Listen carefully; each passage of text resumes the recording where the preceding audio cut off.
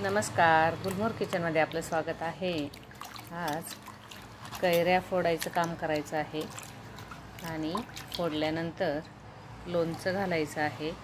तर ह्या ज्या कैऱ्या आहेत या गावरान कैऱ्या आहेत आणि ह्या आदल्या दिवशी म्हणजे काल मी पाण्यामध्ये भिजत घातल्या होत्या आणि आता या सकाळी काढणार आहे पाण्यातून। स्वच्छ अशा धुवून घ्यायचा आहे।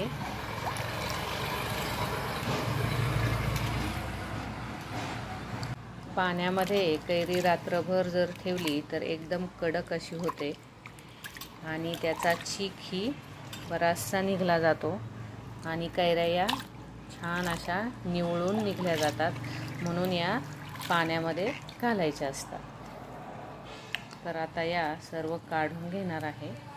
हे पाहू शकता तुम्ही, एवढं खराब पाणी निघालेलं आहे। आता इथे एक एक कैरी ही छान अशी पुसून घ्यायची आहे, एकदम कोरडी करायची आहे, पाणी ठेवायचं नाही।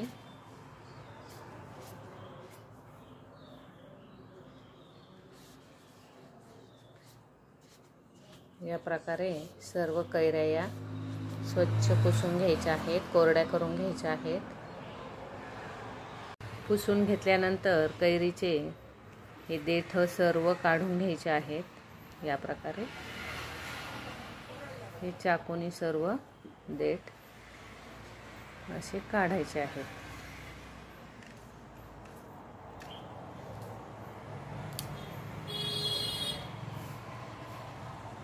आता या कैऱ्या फोडून घ्यायच्या आहे। तुमच्याकडे आडकित्ता जर नसेल तर तुम्ही बाजारातूनही फोडून आणू शकता। तर आता या कैऱ्या एकदम कोरड्या अशा झालेल्या आहेत आणि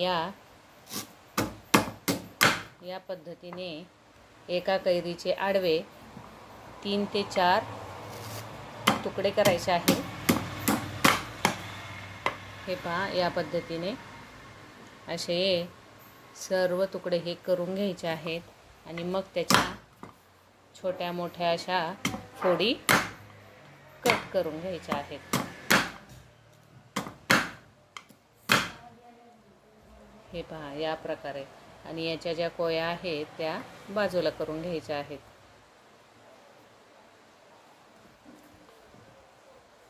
इथे सर्व कैऱ्या फोडून झालेल्या आहेत। आता या स्वच्छ करून घ्यायच्या आहेत। समजा काळं वगैरे जर असेल कोयला तर ते काढून घ्यायचं आहे, पुसून घ्यायचं आहे आणि दुसऱ्या कपड्यावर या टाकायच्या आहेत।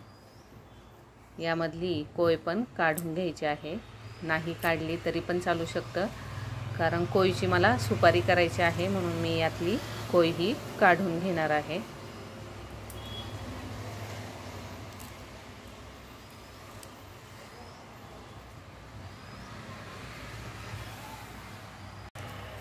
फोडल्यानंतर, पुसून झाल्यानंतर या सर्व फोडी या कपड्यावर टाकायच्या आहेत आणि सुकवून द्यायच्या आहेत आणि मग लोणचं हे घालायचं आहे।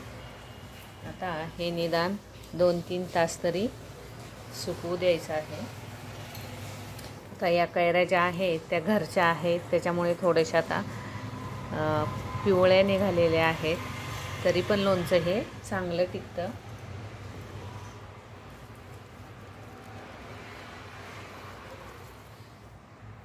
लोणच्याचा व्हिडिओ मी यानंतर टाकणार आहे।